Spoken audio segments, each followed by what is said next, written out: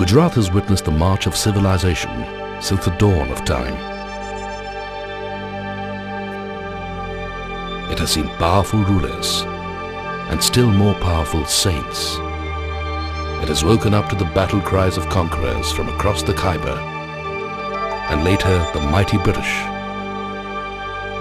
And each stage has left behind its mark on architecture and archaeology, distinct and clear as footprints in the sands of time.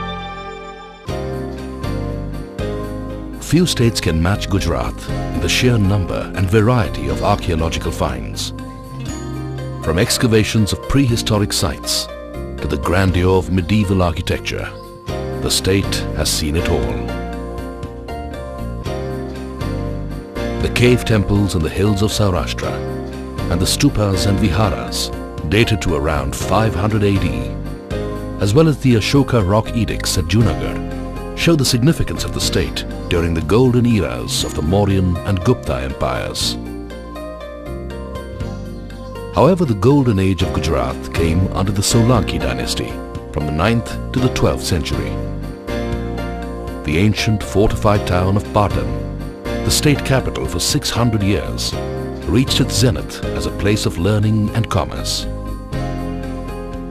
Ruled by men who were patrons of the fine arts and aesthetic beauty, Patan boasted of a number of memorable monuments and edifices, the most significant among them being the Rani Ki Vav and the Shastralinga Talav.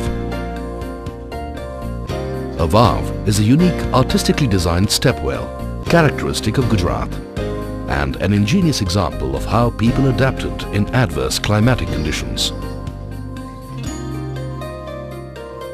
The Rani Ki Vav, built in the 11th century, is probably the oldest and grandest among the 120 stepwells in the state, built by Rani Udaymati in memory of her husband King Bhimdeva I. An excellent example of subterranean architecture with exquisitely carved walls, pillars, beams and steps. Every surface is adorned with finely chiseled statues of maidens and Hindu deities, religious motifs and geometrical designs, representing probably the finest in Indian sculpture and architecture.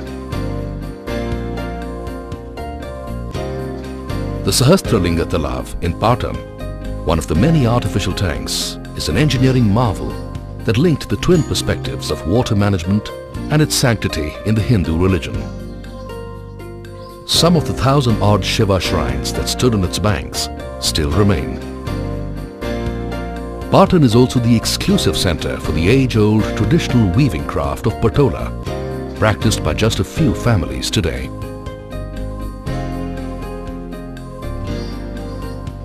Probably among the most magnificent of all archaeological monuments in Gujarat is the Sun Temple at Modhera, built in 1026 AD by Bhimdeva.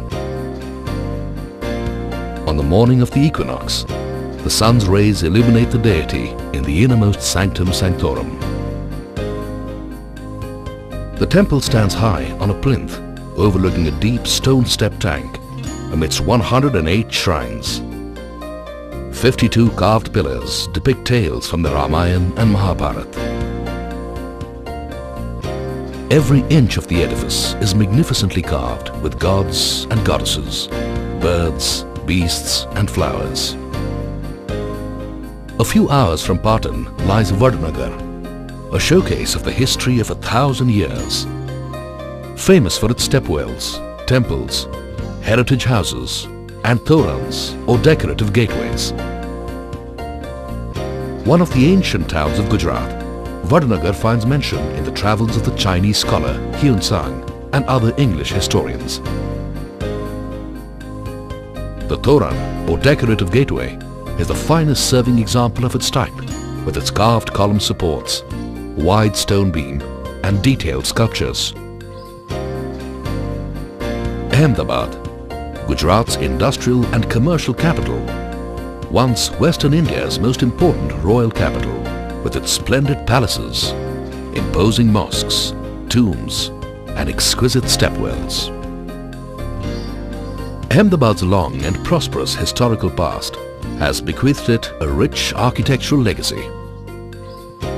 The earliest monuments of the city date back to the pre-Mughal Muslim sultans of Gujarat, who founded the city and embellished it with mosques and mausolea in mellow honey-colored sandstone to create what is known as the Indo-Saracenic style of architecture, a rare and happy blend of Muslim and Hindu styles.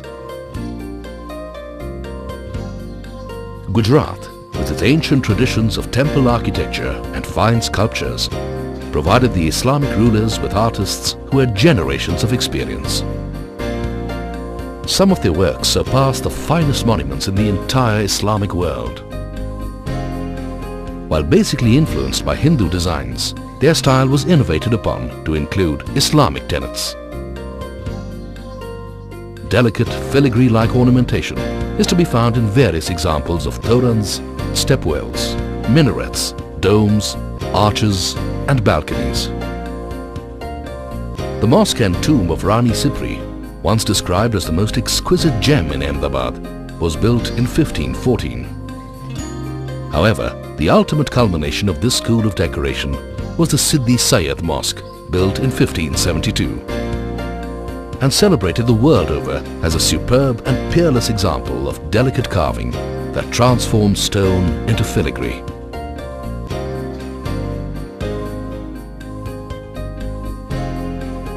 Ten semicircular window screens, along with slabs of stone intricately carved to resemble a piece of lace, make it one of a kind. The valves or stepwells served several functions, the main ones being to provide water, besides a resting place for travelers. They were also built as acts of piety and used as meeting places. Adalat stepwell, built in 1499. The well has 4 pavilion constructions and is 5 stories deep. Richly carved, it has every pillar and wall surface covered with leaves and flowers, birds and fishes, and friezes of ornamental designs. The Sarkhej Roza. About 8 kilometers from the city lies one of the most elegant 15th century architectural complexes of Ahmedabad. Grouped around a great step tank are the tomb of the great saint, Ahmad Khatuganj Baksh, the mosque, which was once called the perfection of elegant simplicity, and the tombs of Mahmud Shah Begada and his queen, besides the palace and the pavilions. The buildings are remarkable for the complete absence of arches and the use of pierced stone trellises throughout. Rani Sipri's Mosque, a small exquisite mosque built in 1514 by a queen of Mahmud Shah Begada. The queen herself lies buried here. The shaking minarets. The amazing feature of these is that when one minaret is shaken, the other one vibrates too. The minarets generated so much fame and curiosity that one of them was dismantled to fathom the secret of its construction. Bhadra Fort. The foundation of this old fort was laid in 1411 and it once enclosed the royal palaces and gardens. When the Marathas captured the fort, they converted one of its chambers into the Bhadra Kali temple. Teen Darwaza. The triple-arched gateway was built by Sultan Ahmad Shah to serve as the royal entrance to the Maidan Shahi or the Royal Square. It is an imposing monument of perfect proportions and highly ornate buttresses. Situated bang in the middle of the old city, it serves as a thoroughfare for thousands of vehicles.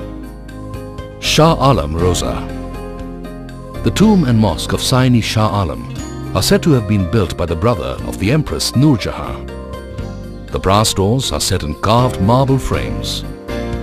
Moving down south a little further, we come to Champaner, an ancient fort town located at the foothills of Pavagadh and known for its superb rocky defenses.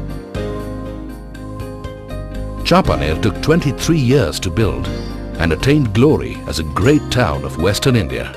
Many edifices were constructed during these years: bazaars, town squares, royal gardens, water structures and mosques. The significance of Gujarat on the archaeological map doesn't end with temples and monuments. Prehistoric implements and tools have been found in Saurashtra and Kutch. But it was from 2500 to 1500 BC that the ancient Indus Valley civilization thrived in Gujarat. Recent excavations at Dholavira at Khadir Bait in Kutch have shown the remains of a city, perhaps the oldest to be excavated in India and considered one of the largest settlements in the entire valley, rivaling Mohenjo-daro.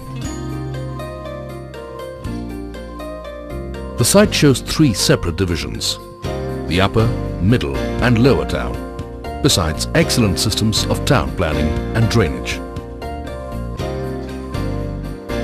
Lothal, 80 kilometers from Ahmedabad, the largest Harappan site excavated, shows a high degree of development and reveals a complete ancient township. The small town exhibits neatly planned streets and dwelling houses and a well-executed drainage system. Exhibits found at the site show the standards achieved by the copper workshops, potteries and bead factories and include implements, toys, site plans and a standardized system of weights. Among Lothal's best-known features is an inland dockyard for ships.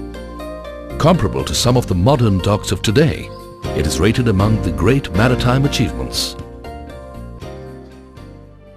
Preserved in these numerous monuments of breathtaking beauty and diverse styles are the labors of love of the men and women who designed and built them. And while they may not be around anymore, their work still stands the test of time, bearing mute testimony to the glory of their craftsmanship and the greatness of an era that was.